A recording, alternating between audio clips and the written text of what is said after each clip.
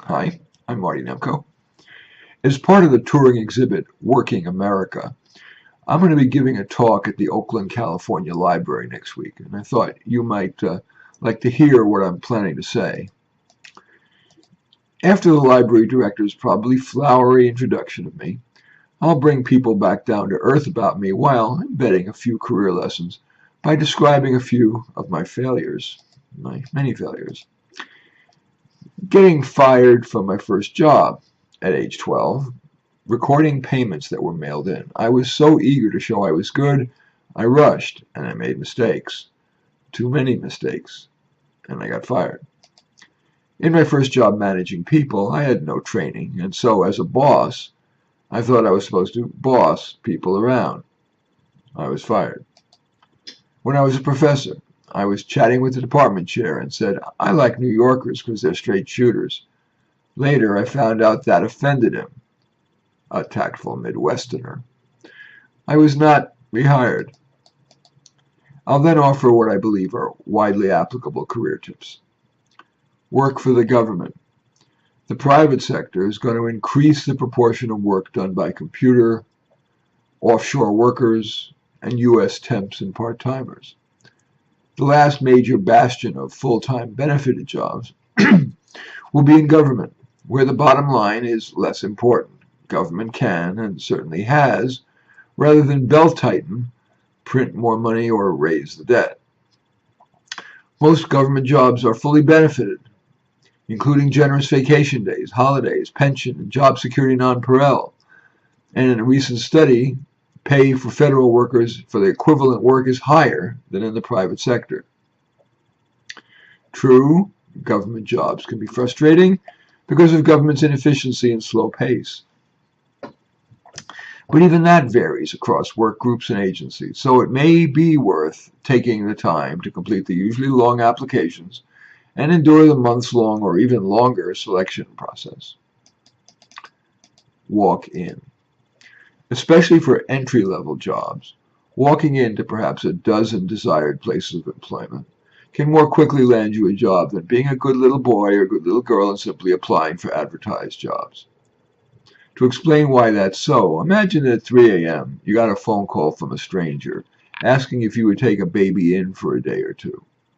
Most people wouldn't. But imagine that the doorbell rang and you opened it to see a baby at your doorstep. Wouldn't you take it in?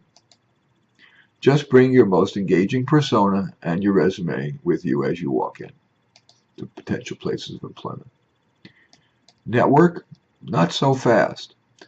Network only to the extent that it's worked for you in the past. For some people, networking yields sufficient benefit and pleasure to follow the standard exhortation to network, network, network. But other people who had followed that urging derived limited benefit and less pleasure. The latter people are wiser to use that time on activities that have yielded more success.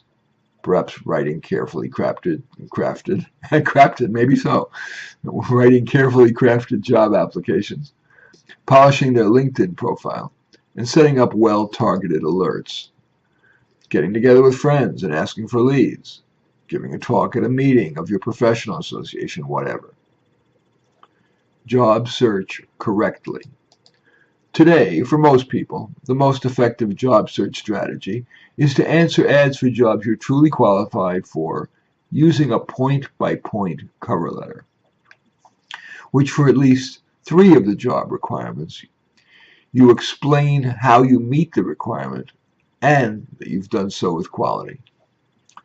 Successful job seekers usually supplement that with backdoor efforts, emailing, phoning, or getting together with 10 to 20 people to tell the range of jobs you consider, and if they don't have a lead for you at that time, asking if they'd keep their ears open and wouldn't mind if you're still looking, you're circling back in a month. Do have a solid resume for them to forward. Prepare for the modern interview. Increasingly, interviews are person-free. You sit in front of your webcam, and a recorded audio voice asks you questions, which you answer on the video, and that gets recorded for the employer to review later. That approach was created to ensure that all applicants are treated equally. Whether or not a live person is interviewing you, do get used to talking into a webcam. Here's a little tip. Talk 1 inch above the lens.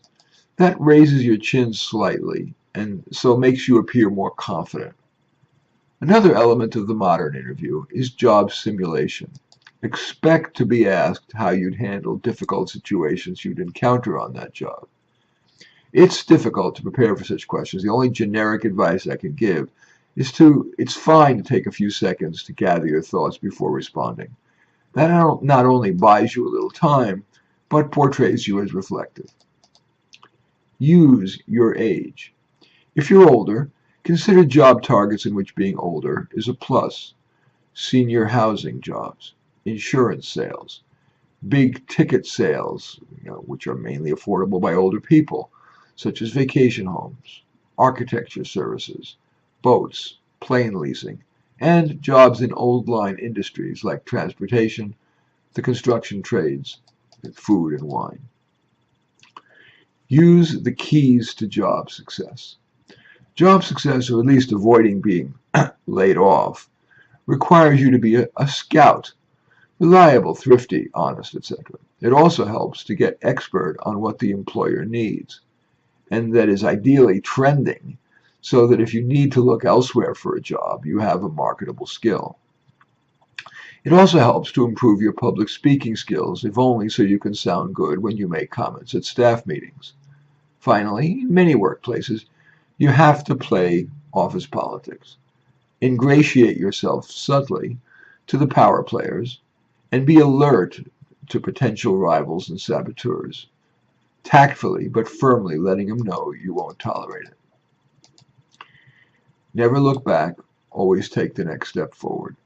I'll end my talk by telling a lesson I learned from my dad. When I asked him why he so rarely talked about the Holocaust, he replied, "The Nazis took 5 years from my life. I won't give them 1 minute more." Never look back. Always take the next step forward. Everyone has been ill-treated by a parent, by a spouse, by a boss, and so on. But a major differentiator between my successful and my unsuccessful clients is that the successful ones are far more likely to follow my father's advice.